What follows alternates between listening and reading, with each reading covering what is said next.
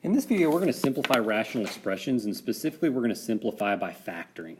And so in this first example, what we have is over here on the far left is I have an unsimplified rational expression. Okay, I have a trinomial in the numerator and a trinomial in the denominator. Remember, this is a rational expression because it's a polynomial divided by another polynomial.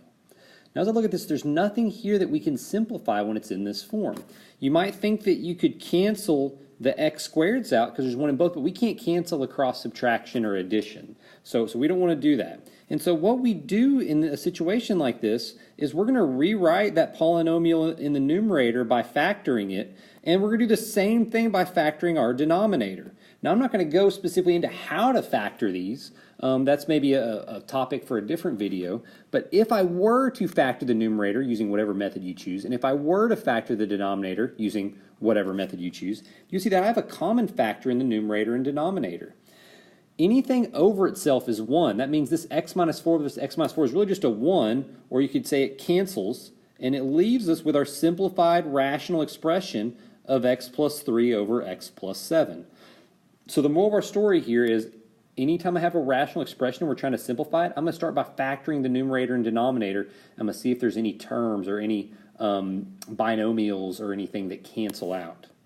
So here's our next example. So I'm going to start with this one over here on the far left. And once again, we want to start by factoring it. And I'm not going into how I factor it, but our factors of this trinomial in the numerator should be 2x minus 1 times x plus 4. Now down here in the denominator, we have just two terms. We have a binomial. So in a situation like this, I can just look and see, okay, is there anything in common in those two terms? And what you hopefully see is you hopefully see that, okay, they both have an x in them, and they both have a 5. So if I were to factor a 5x out of both of those, that would leave me with x plus 4.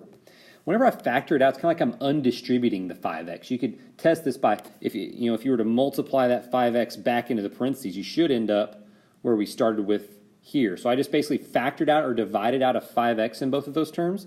And since that factor is the same in the denominator as in the numerator, those can basically cancel out. They divide to 1, and that's going to leave you with our simplified value of 2x minus 1 over 5x. That's our simplified rational expression. Okay? And this over here, this is going to be our last example. This one's got a little bit of a trick to it. So whenever I look at the numerator, I see that I once again just have two terms, and I'm trying to look at what's in common in both of those. They don't both have an x, so I'm certainly going to look at the coefficients and the constants, the numbers, and I see that it looks like they both have a 4 that I could factor out. And so if I factored out a 4, in other words, divided out that 4, would leave me with 2 minus x in the numerator.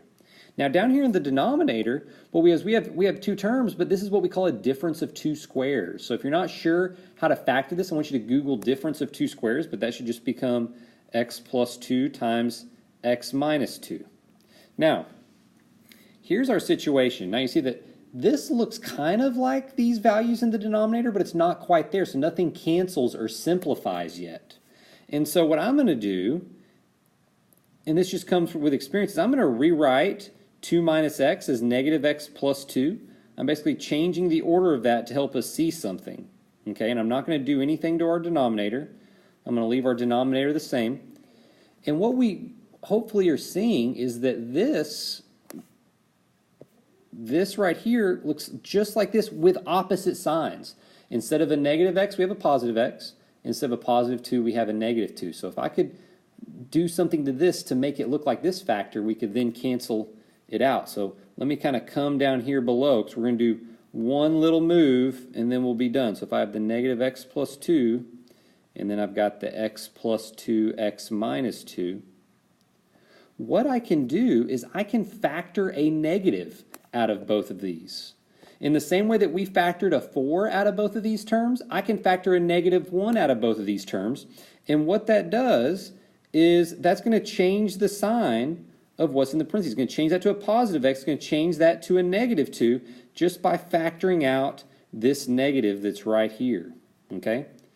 And then we still have our denominator, x plus 2 times x minus 2. And we do our cancellation that we're looking for, leaving us with the simplified rational expression, negative 4 over x plus 2. So that last problem required a little bit of creativity. But other than that, our basic method for these problems, we're going to factor and then cancel.